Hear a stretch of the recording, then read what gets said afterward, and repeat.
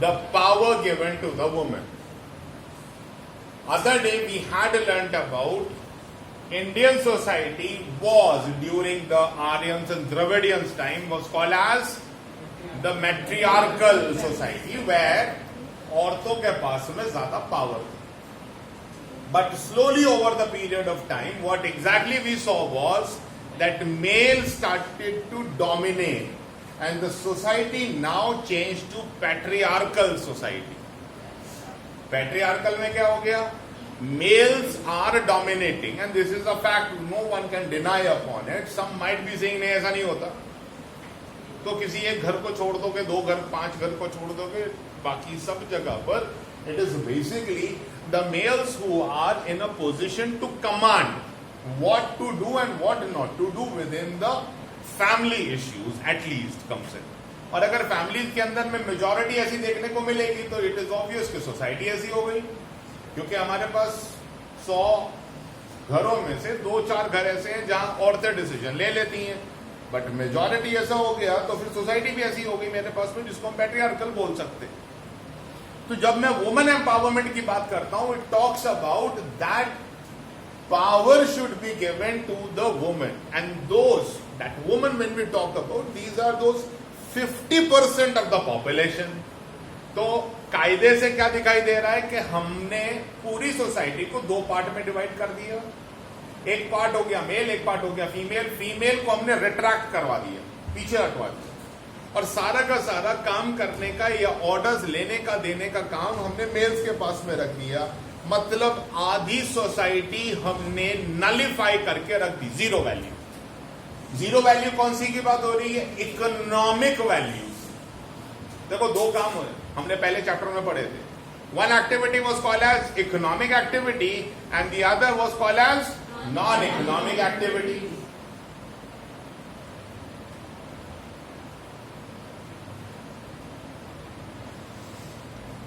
So, economic activity is basically controlled by the males and non-economic activities is controlled by females. Non-economic activities, for example, we are talking about rearing of a child, upbringing of a child. So, not getting paid for it, but getting the food for the child is going to be an economic activity. You have got some money in circulation. तो यहाँ males are going to do something called as economic activity and non economic activities is confined, limited, controlled at one place, that is females.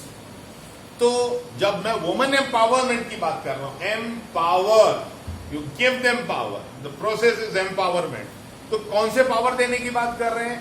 जहां पर वो economically एक strong contender की तरह society में आ सके. अब इससे फायदा क्या हो जाएगा?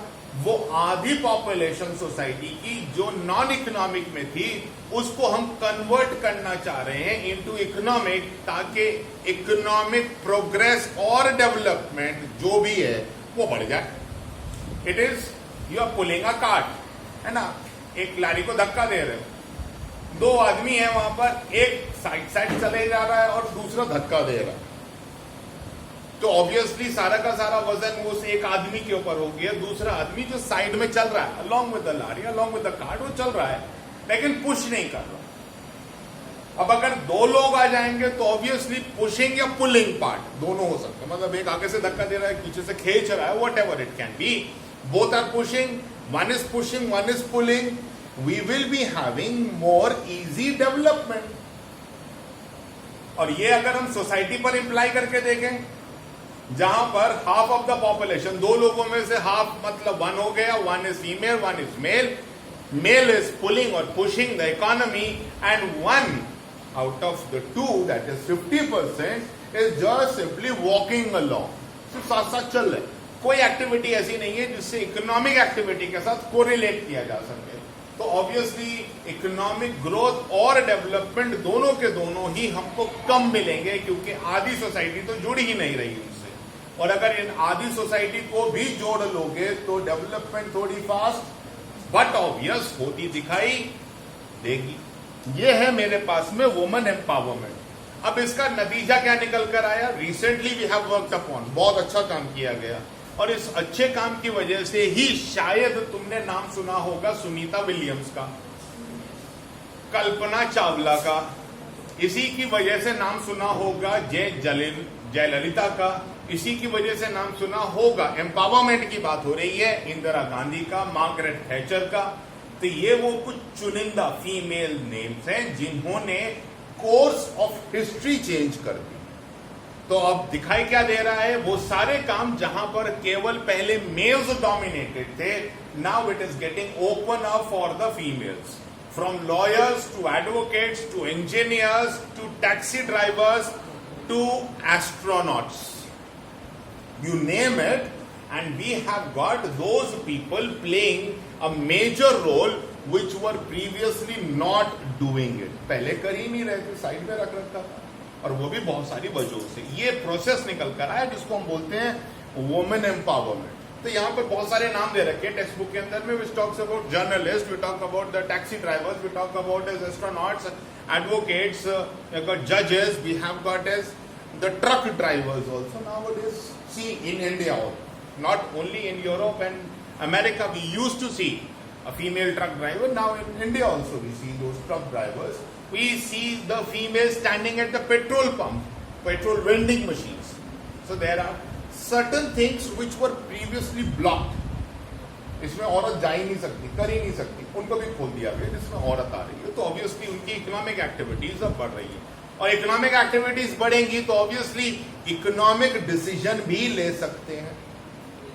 That is what obvious, they are earning the money, they will be having the full right how to spend the money. They will not be asking should I do this और should I do that और not, और why? Because it is their hard earn money, they are earning and they are spending it on.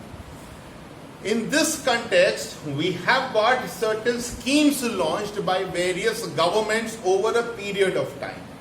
तो अलग अलग schemes भी निकाली गई। ऐसा नहीं हुआ that one fine day we woke up, है ना, एक दिन सुबह सुबह, आज मंडे है 8 फरवरी, we woke up and realize अरे यार वुमेन एम्पावरमेंट होनी चाहिए। ऐसा नहीं हुआ।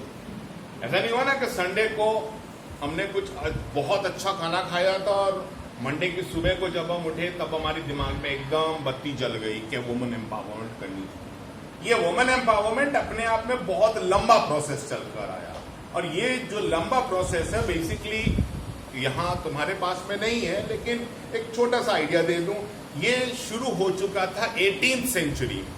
अभी हम जी रहे हैं 21st सेंचुरी में, तो लगभग 300 सालों के अंदर में ये डेवलपमेंट कंप्लीट हो पाया, स्टार्टिंग फ्रॉम फ्रेंच रेवोल्यूशन। तो 1789 में बेसिकली ये प्रोसेस घूमना शुरू हुआ था, कुछ हल्की स्पीड से, और अल्टीमेटली 21st सेंचुरी के अंदर इसने अच्छी खासी स्पीड पकड़ी, और आज हम उस लेवल पर आ गए जहां औरतें बराबर में हैं। We are talking about them to be equal partners, not in the family but also on economic front.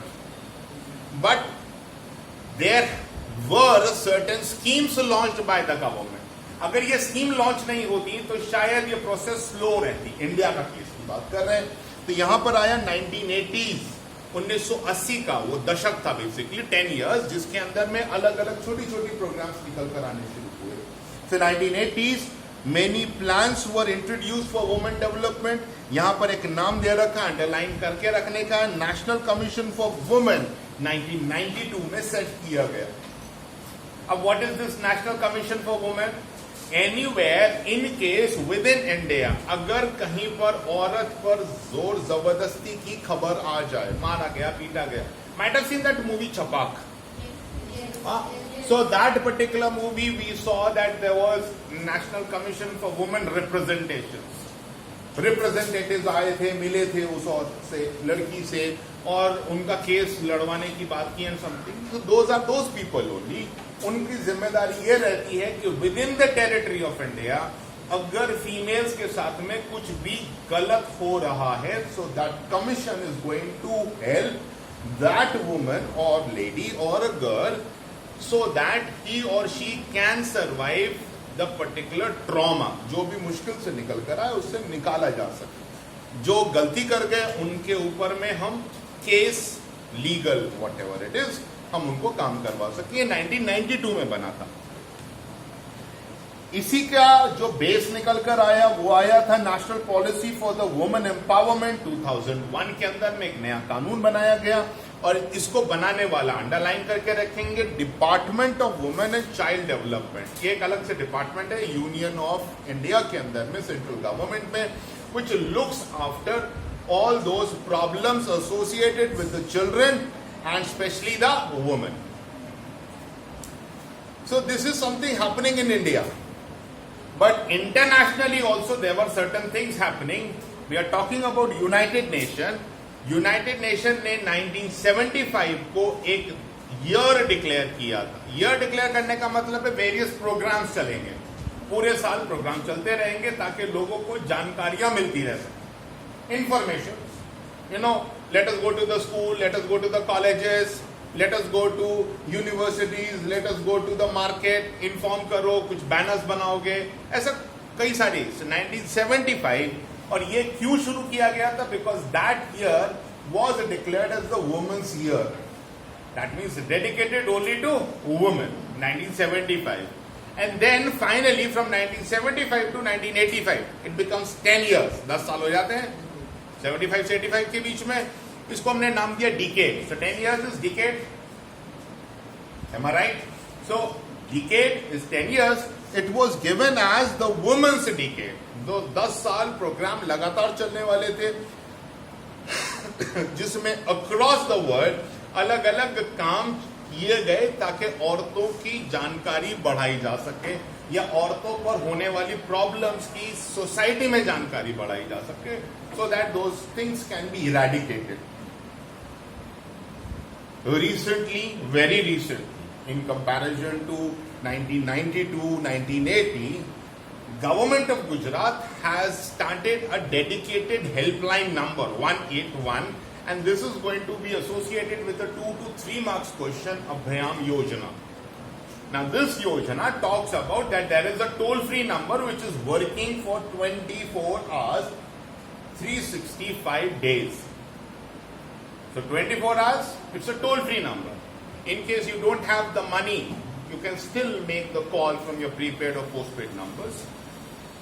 And we have got is a dedicated team of teleconference officers sitting out there. These are trained officers जो औरतों को होने वाली problem के बारे में पता रखते हैं और अगर किसी को कोई प्रॉब्लम आ जाए तो वो वहां फोन करके गाइडेंस भी ले सकते हैं, इंफॉर्मेशन दे सकते हैं, पुलिस एक्शन चाहिए वो भी हो सकता है। तो डेडिकेटेड लाइन दे दी गई। डेडिकेटेड मीन्स केवल औरतों के लिए नाम दिया गया 181. This is the toll free number and yojana that is the product which is coming out as called as Abhayam योजना।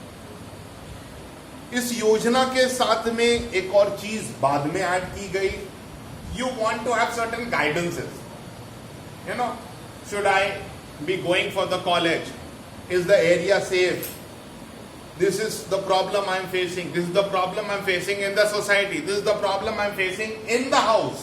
घर में भी बहुत सारी प्रॉब्लम्स होती हैं, आप किसी से डिस्कस नहीं कर सकते, तो वहां पर ये लोग हैं जो आपसे कन्वर्सेशन करके आपकी प्रॉब्लम को समझकर और सोल्यूशन निकालने की कोशिश करते हैं। Obviously, it will not be that just simply listening. They might be sending a team of Abhyam to the residents to get that matter sorted out. So, anyway, we are trying to give a protecting feeling to the females in Gujarat that you are not alone. अकेले नहीं हो, कभी भी कोई दिक्कत आ जाए, government is always with you और इस नंबर पे आप फोन करके सब तरह की जानकारी ले सकते हो, प्रॉब्लम से उनको डिस्कस कर सकते हो। Clear? Various schemes. It's a 4-mark question coming out of it because it is going to be quite a lengthy one.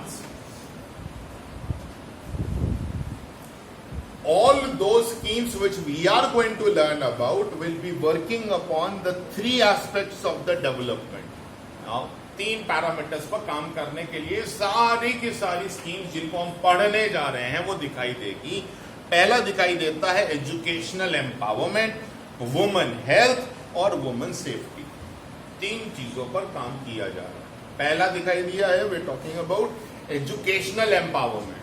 So the female should be given the power of education. once you come to educated level, you will realize what are your rights and how you can claim them. ये मेरा अधिकार है, दो मुझे. वो education से ही आ सकता है और कोई तरीका नहीं है समझाने का. दूसरा आया निकलकर उनकी सेहत. Females' health is going to be utmost important for the whole family. If a male is not healthy, so might be lying in a cot. But in case the female is not healthy, then the whole house is in a chaotic situation. And this you might have seen in your own homes.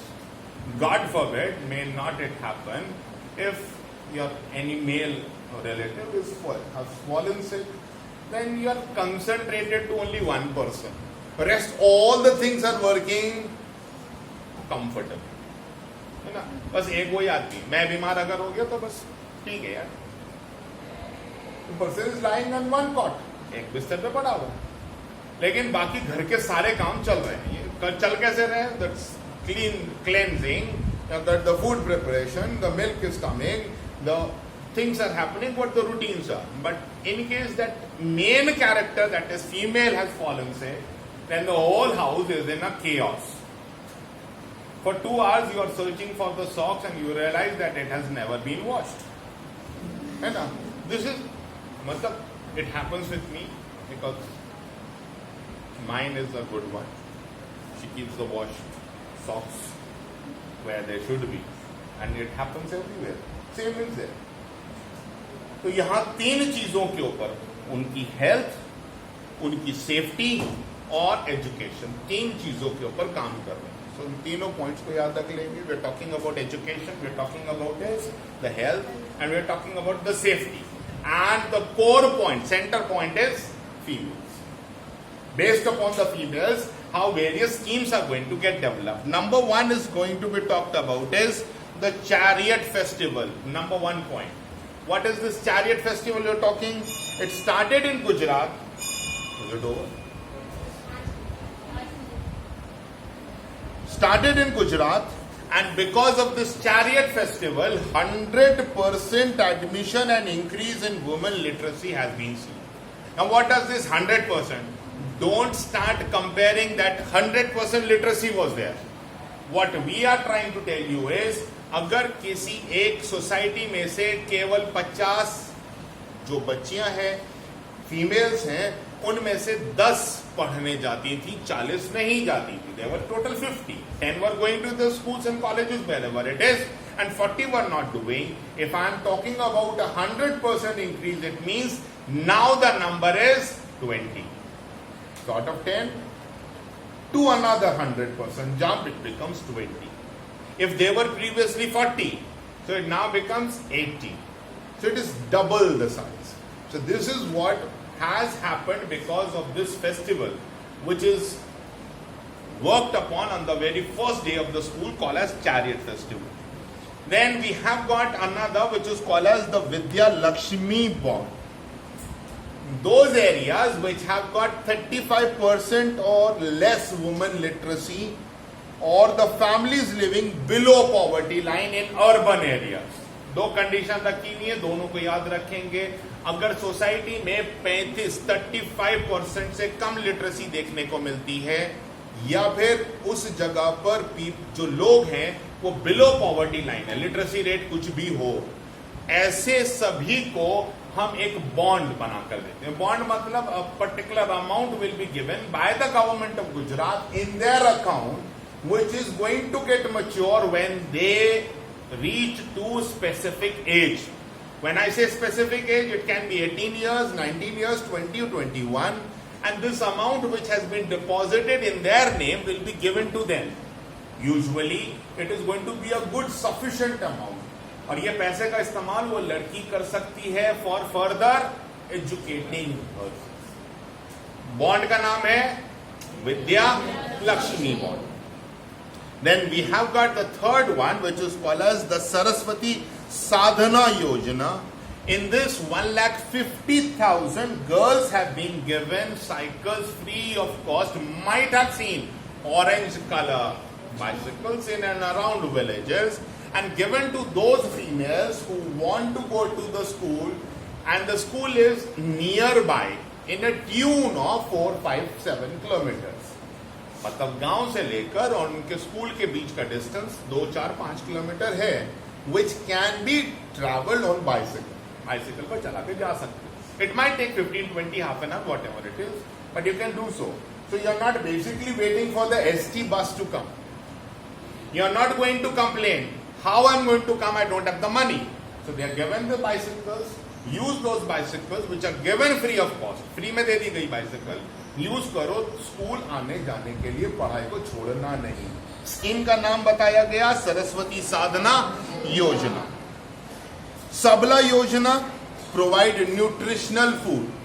So it is something like midday meal schemes which you are talking about, and develop their skill. Now develop their skills means this is going to be also helping for learning the art of knitting, sewing, cutting, those processes which is associated with day-to-day life. So Sabla Yojana, Sabla. Gujarat government has given a provision of 33% reservation for the government job. In case 3 vacancies do come, तो उसमें से एक post औरत के लिए रख दी जाएगी. 2 के ऊपर में जिसको कंपटीशन में उतरना है उतर, लेकिन एक पोस्ट औरत को दी जाएगी. थोड़ा सा आगे बढ़कर इसमें कुछ चेंजेस किए गए. अगर हम बात करते हैं लोकल सेल्फ गवर्नमेंट की, local self government is you talking about gram panchayat, taluka panchayat, zila panchayat. इनके अंदर इलेक्शंस होंगे और इन जगह इलेक्शंस के लिए 50% सीट रिजर्व कर दी गई. मतलब ग्राम पंचायत में पूरे गुजरात में सपोज 1 लाख ग्राम पंचायत इलेक्शंस होंगे, तो उसमें से 50,000 पर केवल और केवल फीमेल्स ही इलेक्शंस में खड़े हो सकते हैं.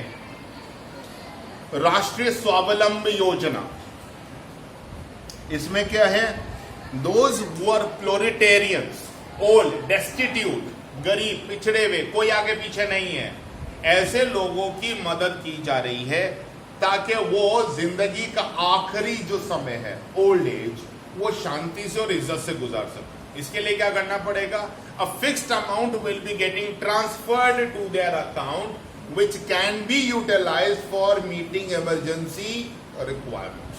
कुछ भी जरूरत तो 500, 1000, 2000 रुपया हर महीने गवर्नमेंट ऐसे फीमेल्स हैं जिनके आगे पीछे कोई नहीं है, बूढ़ी हो चुके हैं, अपने घर में रह रहे हैं, उनके अकाउंट के अंदर में एक फिक्स अमाउंट दे दिया जाता है जो खर्च वो अपनी मर्जी से कर सकते हैं.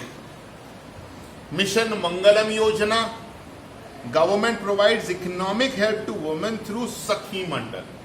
Now, Sakhi Mandal, wherever it is written, please write down self-help groups, SHG.